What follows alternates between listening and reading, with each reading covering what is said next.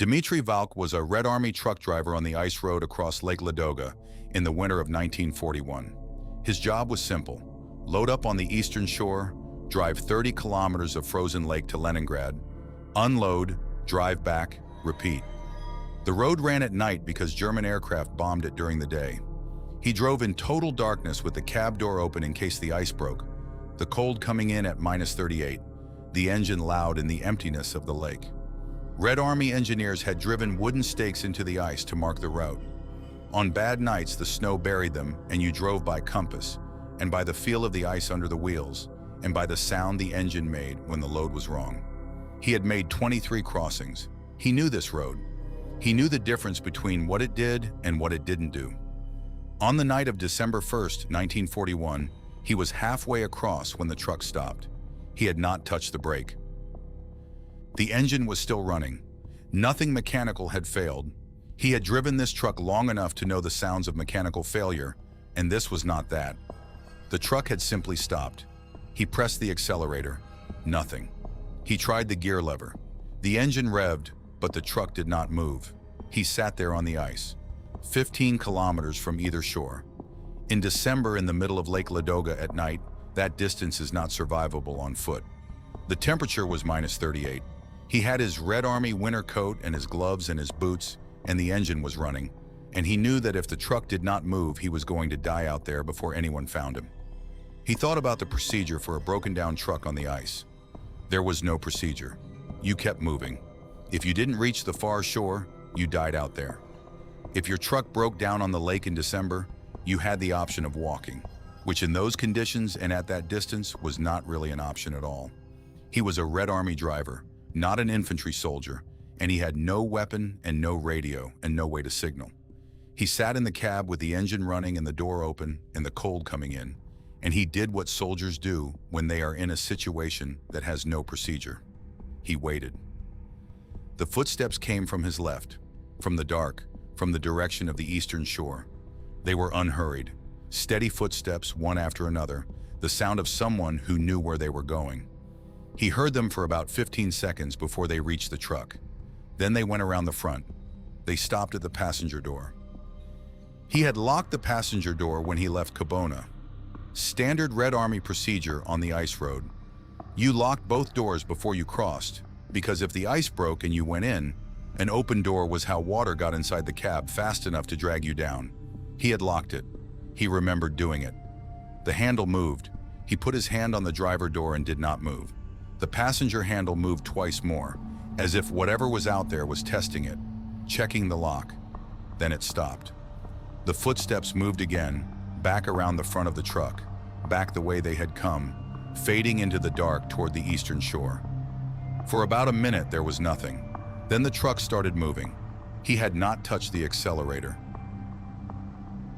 He covered the remaining 15 kilometers to the western shore in 18 minutes and pulled into checkpoint Osinovets at 5:19, 4 hours and 11 minutes after departure. He sat in the cab with the engine running for a moment before he got out. The way you sit somewhere when you are not entirely certain you are back yet. A Red Army checkpoint guard came around to the driver's side and told him to get moving. They needed to unload. Valk got out. He stood beside the truck for a moment. He looked at the passenger window. Then he looked at the road behind him. Then he went to help unload. The passenger window was fogged on the inside. He had been alone in the truck the whole crossing. The fog was on the inside. He wiped it with his sleeve and got out and helped unload the cargo and did not say anything to the checkpoint guards. He was a Red Army driver. The road was running. He drove back to Kobona for the return load. On the return crossing, going east, the truck stopped again in the same place. He knew it was the same place because of the route marker. Stake number 14, halfway across, same as before. The footsteps came again, from the west this time, from the Leningrad direction. Same pace, same sound. They went around the front and stopped at the passenger door. The handle moved. He had relocked it at Osinovets. This time the lock button depressed. The button on the inside of the cab pressed down as if a thumb were pushing it from outside. He slammed his hand over it and held it up. The button pushed against his palm for 3 or 4 seconds. Then it stopped. The footsteps moved away. The truck started moving. He made it back to Kobona in 22 minutes. He loaded up again and crossed back to Leningrad before dawn. When he reached Stake 14, the truck slowed. The footsteps came. He kept both hands on the wheel and drove through where he thought the midpoint was, and the footsteps stayed with him for about 30 seconds and then faded, and the truck kept going, and he arrived on the western shore in 38 minutes, which was approximately correct. Valk made 58 more crossings on the ice road after that night. He crossed in all conditions, good ice and bad ice, calm nights and nights when the wind made the route markers invisible, and he navigated by sound alone. Every crossing at Stake 14, he heard the footsteps. They came at the same pace from the same direction, and they stopped when the truck kept moving. He adjusted his grip on the wheel, and he drove through, and he did not look at the passenger door. He told this to Morozov in 1943, when Morozov was writing an anomalous incident report for the Red Army Logistics Command. What Valk said was, "I never stopped again after December 1st, and they never stopped the truck again." I don't know if that was an agreement or something I worked out by accident. I just know that if you keep moving, they let you keep moving. He said them. He never clarified who he meant, and Morozov did not ask. Morozov was a careful man with paperwork, and he wrote the anomalous incident report in language that Red Army Logistics Command would accept. Route anomaly, cause undetermined, driver reported unexplained audio phenomenon at midpoint, no equipment fault identified, no enemy contact. He filed it and it was stamped and received, and the road kept running. His last crossing for the Red Army Ice Road was on March 21st, 1942, 3 days before the thaw forced the road to close. He made the outbound run without incident. At Stake 14, the footsteps came as they always did, approached the passenger door, and moved away when he kept moving. He made Leningrad in 42 minutes. He unloaded, signed the arrival log, and turned around for the return run.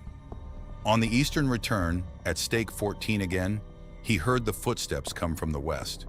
But this time they did not go to the passenger door. They went to his door. They stood there. He kept driving. He kept both hands on the wheel and his eyes on the route markers ahead. He did not look at the door.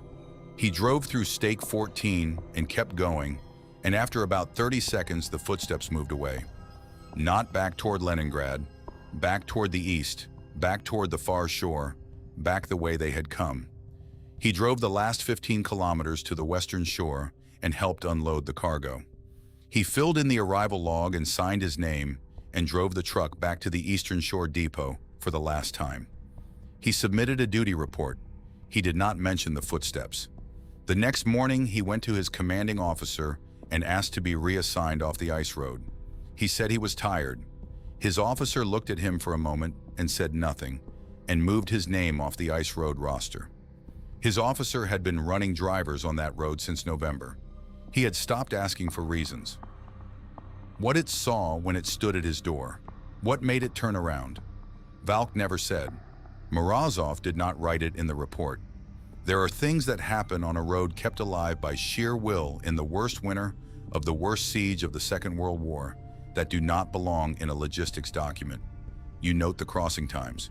You note the cargo. You send the next truck out. The road closed in April 1942 when the thaw made the ice impassable. It reopened that November when the lake froze again and Leningrad still needed feeding. The Red Army sent new drivers, some of them, and some of the old ones. Several of the drivers who worked the second winter mentioned the footsteps at the midpoint in informal conversation, never in reports. They said the same things. Stake 14, halfway across, unhurried, approaching the passenger side. They said the truck never stopped, not in the second winter. Whatever had stopped trucks in the first winter had apparently stopped doing that. The footsteps still came. They just did not stop anything anymore. Where history ends and our story begins, we will let you decide where the line falls.